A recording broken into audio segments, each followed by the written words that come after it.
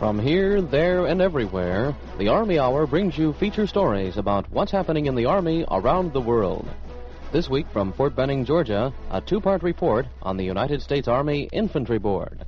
We want to, of course, verify under rigorous field conditions, simulating as closely as we can actual combat conditions, that the equipment will work well, will hold up under the hard use that the doughboy will give it, and, of course, will do what it is designed to do.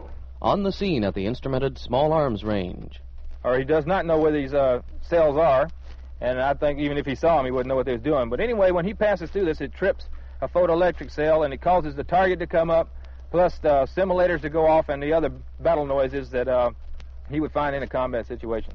Those stories coming up after an appearance by Pearl Bailey on stage.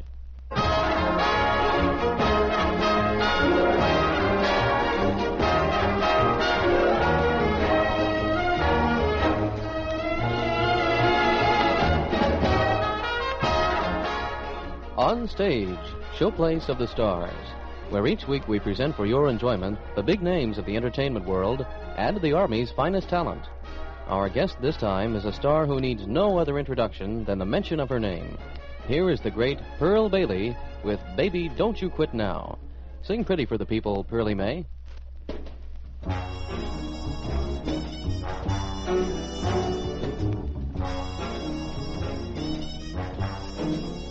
What you do to me, you get through to me with a beautiful vibration that is new to me.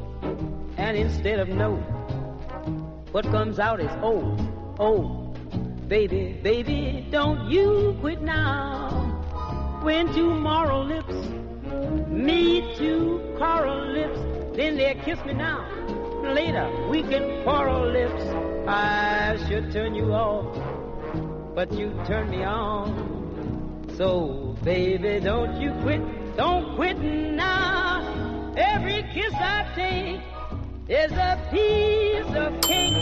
And to give me a sample was your first mistake. 'Cause I know when a little tastes like more. Now I want the whole darn bakery store. Take my pay for me. Take Christmas Day for me, and go anywhere you want, except away from me. Quit tomorrow noon, or at 9 the 5th of June. But baby, don't quit now. Don't quit, honey.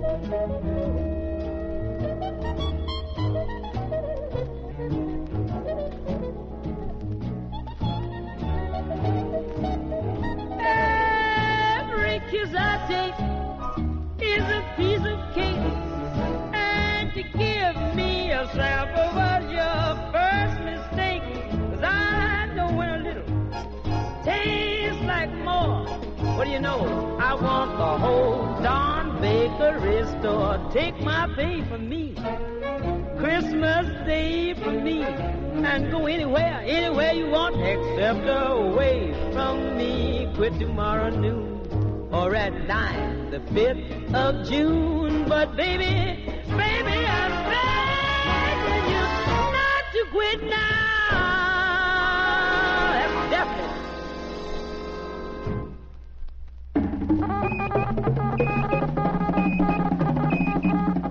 To the Army fighting man who has received the best training in the world, nothing is more important than the effectiveness of his weapons. These weapons have looked fine on the engineers' drawing boards. They've come from the factory meeting every specification, but this is not good enough. The Army insists on knowing how every piece of equipment used by the combat soldier will perform under combat conditions, so that the fighting man is confident he can count on it every time. This is where the United States Army Infantry Board enters the picture. And for that story, we hear from Army Hour reporter Sergeant Major Don Cosgrove talking to Colonel Charles B. Thomas, president of the board, at Fort Benning, Georgia. Colonel Thomas, as president of the Infantry Board, I can't think of a better man qualified to tell me and tell our listeners just what is the Infantry Board here at Fort Benning. The Infantry Board here at Fort Benning is an organization which is to test in the field, give a user but fair and unbiased evaluation of every piece of infantry equipment before it is used in the field by infantrymen. The range is very wide. That is the range of those items that we test, from vehicles, heavy anti-tank weapons, all the way down to rifles and even to something as prosaic or mundane as a canteen cup. We want to, of course, verify under rigorous field conditions, simulating as closely as we can actual combat conditions, that the equipment will work well, will hold up under the hard use that the doughboy will give it, and, of course, will do what it is designed to do. We conduct, in military parlance, what is called a service test, and that purpose is to ensure that all the shortcomings that we can find are identified so that they can be corrected before the U.S. Army decides to go into production, and therefore ensure that the soldier, when he receives it, will receive that very best piece of equipment. Colonel, before we talk briefly about how you have your board organized, I know you're very proud of something. In fact, you're having a demonstration here today just for that reason. The reason we're here, and what you hear in the background, is the rehearsal for a demonstration which we are presenting here at Fort Benning to celebrate the 50th anniversary of the United States Army Infantry Board at Fort Benning. I might say in the same breath, however, that although we have been here at Fort Benning 50 years this year, we are actually 66 years old. Sir, I realize that your board is organized in such a way that we can't possibly talk about all of it, but would you like to just briefly touch on this? Yes, I think I can in very broad terms. The basic organization is built around our testing divisions, and there are three test divisions. And they are, first, the Small Arms Test Division, which, as its name implies, tests all small arms, shoulder-fired weapons, light machine guns, and the equipment used with these weapons. The second test division is the Supporting Weapons Test Division, which, again, as its name implies, tests all heavy weapons, heavy direct-fire weapons and indirect-fire weapons, night sights, vision devices, and those other items of equipment associated with these particular heavy weapons items. The third test division is the Field Equipment Test Division, which tests all vehicles, equipment, rations, combat uniforms, and related items used by the infantrymen. I said three test divisions. That's true. There is a fourth one, which we call the Combat Conditions Test Division, and its purpose is to improve the ways by which we test these items. Their concern is with methodology and instrumentation. How can we better test the items that are sent to us? Colonel, I want to thank you very much for arranging to have me go out to your instrumented small arms range, and that's where we'll be reporting from when we return here to Fort Benning. Colonel Thomas, thank you for your time. You're doing a wonderful job for the Army and the individual soldier. Thank you, sir. We are appreciative to you, Sergeant Major, for coming to our location and talking with us. Thank you again. We'll be back to continue our story on the Infantry Board here at Fort Benning, but right now let's go back to the Army Hour in Washington, D.C.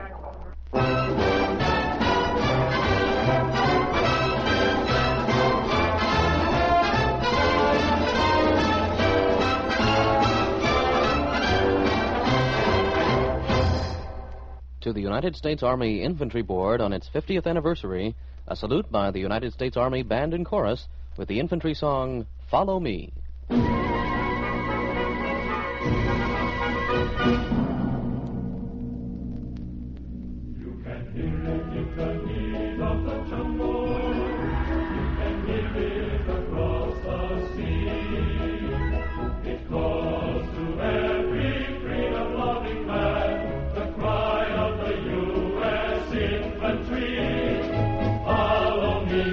Follow me, from Concord Bridge.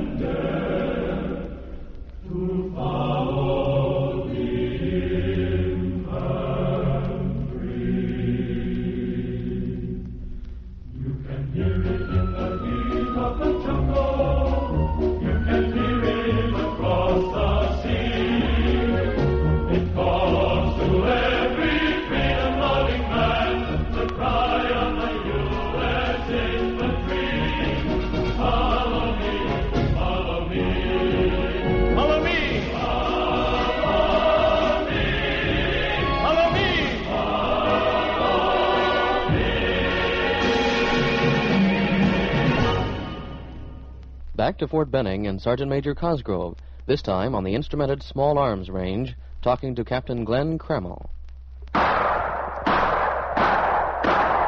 Captain Crammell, before we start describing what is going on here, will you tell me and tell our listeners just exactly what is the instrumented small arms range you run here at Fort Benning? Okay, Sergeant Major, presently we are on a quick-fire type instrumented range. We also have one more, which is an attack range. This particular range that we're on measures or tests an individual soldier and his weapon or the equipment that he's carrying. The reason for this is that he is acting as a portion of a larger element, and he is the point man or the man that's out in front of his next larger group. He is the man that determines or finds the enemy first. I noticed that we had quite a few men back here. I believe you have one entire platoon, but you're only running one man through here at a time. Is this the way you do it? Yes, that is correct, Sergeant Major. We found out that it is necessary to test the one man because he is out by himself. He is away from his regular unit, whether it's a squad or a platoon or what have you. And he is more or less on his own. He has to react to his own knowledge, what he sees and what he hears, what he smells and feels. And how are these targets that I see popping up triggered? Well, we have photoelectric cells on the side of the trail here. They are camouflaged with the vegetation in the area here so that the individual cannot, or he does not know where these cells are. And I think even if he saw them, he wouldn't know what they was doing. But anyway, when he passes through this, it trips a photoelectric cell and it causes the target to come up, plus the simulators to go off and the other battle noises that he would find in a combat situation. What about these wires that we have here alongside the trail? They're leading back to a van that's about 300 yards behind us. That's correct. And in this van, we have various types of machines to measure different things. Well, I shouldn't use the word things. We measure time that the weapon was fired. We can measure the time that the target was hit. We can also measure which round out of a series of rounds hit the target.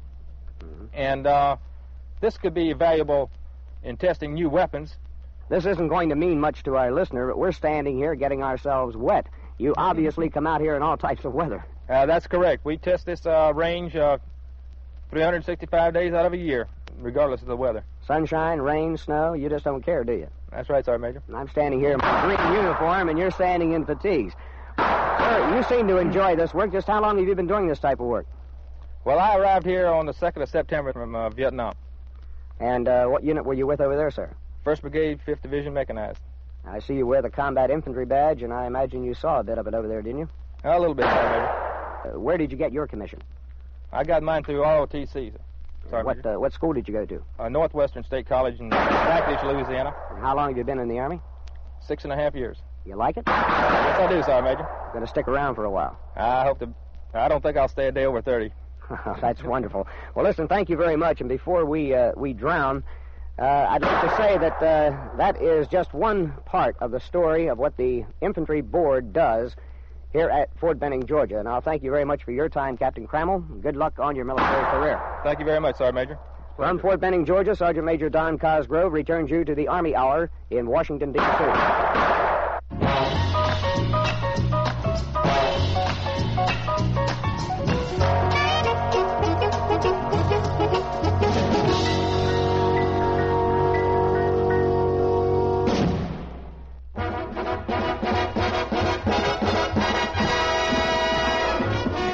Here's the Army Pay Call, all done up in contemporary sound by the Army Dance Band and entitled The Eagle Screams.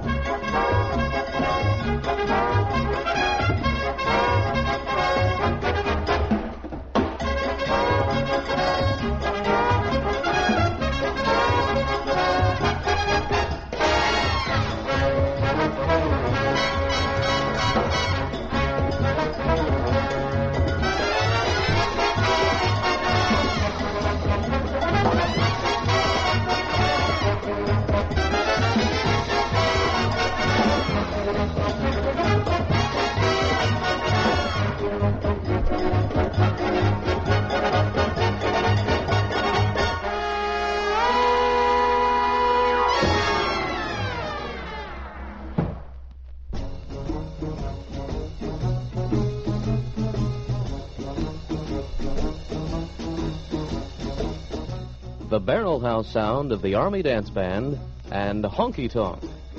See what the boys in the back room will have.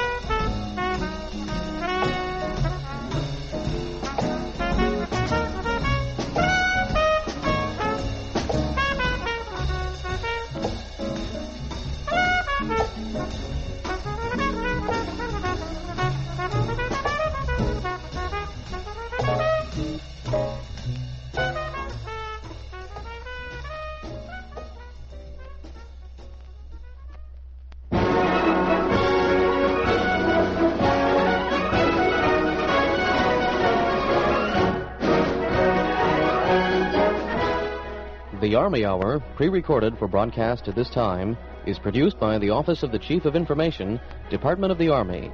Music by the United States Army Band and Chorus, conducted by Lieutenant Colonel Samuel Laboda, and the Army Dance Band, directed by Master Sergeant Lonnie Wilfong. Our guest star on stage was Pearl Bailey. Script and production by David B. Eskind. This is Lieutenant Denny Reeder speaking. This is the American Forces Radio and Television Service.